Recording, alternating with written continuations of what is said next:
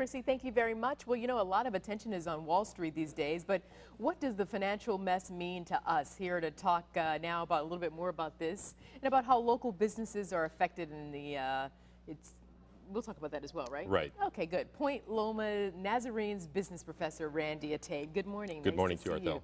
Let's talk about the local business professor, because I was talking to Ray Lucia earlier, and we were just sort of breaking it down how this trickle-down effect affects people.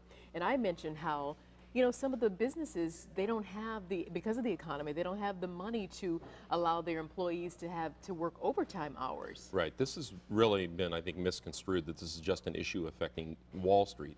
This is really an issue that's going to affect Main Street all the way down to even students and moderate and low income people. But like small businesses and mid-sized businesses won't have the necessary capital to maintain their inventories, to expand their businesses, to pay overtime, and to do the things that they need to remain competitive in a global world. So this is bigger than just Wall Street. It's really come down to all of us now.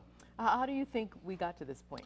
You know, I think that we really have to look at the crisis of transparency, that we lost faith in the ability of many of the major firms to tell us really what the valuation of their assets were, what they were keeping on their books, and then what followed and what we're really in right now is a crisis of confidence. The crisis of confidence normally follows the crisis of transparency, and so I think we're at the end of the transparency crisis, but we're into the beginning or the middle part of the confidence. Who allowed, in your opinion, who allowed that transparency crisis to get to that point? Yeah, I think there's a lot of people we could beat up. It's clearly the SEC, the Security and Exchange Commission, I think failed in some regulatory steps they should have been taking.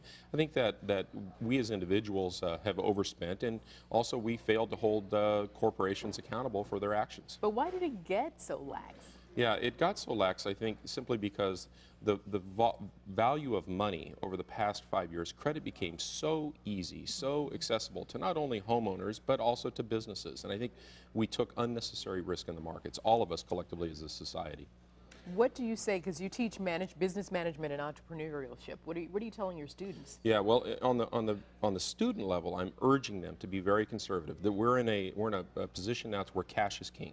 You have to keep your, quote, powder dry to be able to make the actions into the marketplace when you need to. So for small businesses, you have to ensure that you are not over leveraging your own business. So I would really be asking people right now to stay calm, stay steady. I wouldn't be removing investments out of the market. You don't want to be doing that, but you want to really be building long-term investments. And before I let you go, Professor, what are you saying again to the local businesses, bringing it back to that? You know, for instance, folks don't have extra, you know, disposable cash to go to the local mom and pop pizza joint like they used to, et cetera. So again, the trickle-down effect. So these small business owners are expecting us to come in, but we're not going in there. What do they do in the meantime? Yeah, I think that this is a time when even a smallest business needs to be talking to their vendors and suppliers, their bankers. They need to be creating new relationships with their existing partners and getting through this together. We did not get into this individually. We're not going to get out of this individually. We really need to get through this working together across the whole spectrum of society. Any solutions anytime soon, do you think, on Wall Street? I think it's going to be volatile for a while, but my own sense and the information that I have is we are pretty near the bottom. We may go down a few hundred points more, but I think we're almost there. Wow. Okay, Professor Randy Ataide from Point Loma Nazarene's Business School. Thank you. Yeah, thank you very much. Very good. Thanks for your information. And we are going to switch gears now at 8:26.